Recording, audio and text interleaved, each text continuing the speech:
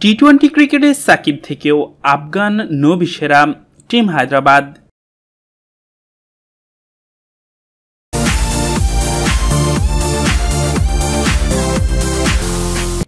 নিষেধাজ্ঞা ফিরেই আইপিএলে গতবারে না নেওয়ার দারুণ জবাব দিচ্ছেন ডেভিড ওয়ার্নার।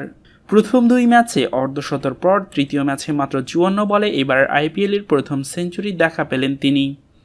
সেই সাথে আইপিএলের ইতিহাসের দ্বিতীয় সর্বোচ্চ 4টি সেঞ্চুরি করে গেইলের পাশে নাম লিখিয়েছেন এই ওপেনার। গেইল এখন পর্যন্ত 6টি সেঞ্চুরি করে সবার উপরে রয়েছেন। আইপিএলে 11তম ম্যাচে হায়দ্রাবাদের রাজীব গান্ধী আন্তর্জাতিক ক্রিকেট স্টেডিয়ামে টস হেরে ব্যাটিংয়ে নেমে হায়দ্রাবাদকে আবারও দূর-দূরান্তের সূচনা এনে দেন দুই ওপেনার ওয়ার্নার ও বেয়ারস্টো। দুজনের পাওয়ার প্লেতে যোগ করেন 59 রান। প্রথমবারের মতো আইপিএল খেলতে নেমে তৃতীয় ম্যাচেই মাত্র 28 বলে জড়ো অর্ধশতক তুলেন বেয়ারস্টো। অন্যদিকে টানা 3 ম্যাচে 350 তুলে নেন ডেভিড ওয়ার্নার। 50-র পর ইনিংস বড় ভুল করেননি এই ওপেনার। এর আগে পরপর 2 ম্যাচে ভুল করলেও এবার সাবধানতার সাথে সেঞ্চুরির দিকে এগুতে থাকেন ওয়ার্নার।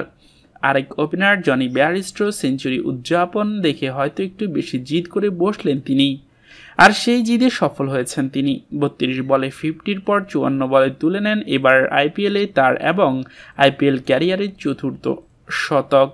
শেষ পর্যন্ত 54 বলে 5 ছক্কা আর 5 বাউন্ডারিতে 100 রানে অপরাজিত থাকেন ওয়ার্নার। তাদের 2 সেঞ্চুরিতে বেঙ্গালুরুর বিপক্ষে 118 রানের বিশাল জয় পেয়েছে হায়দ্রাবাদ। তবে আজকের ম্যাচে দেখা যায়নি বিশ্বসেরা অলরাউন্ডার সাকিব আল হাসানকে।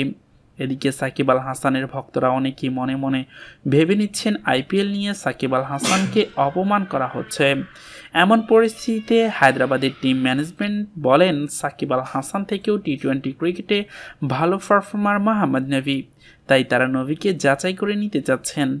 আইপিএলে এখন অনেক প্রতিযোগিতামূলক জায়গা, সবাই নিজেকে পারফরমেন্স দিয়ে দলে জায়গা করে নিতে হবে।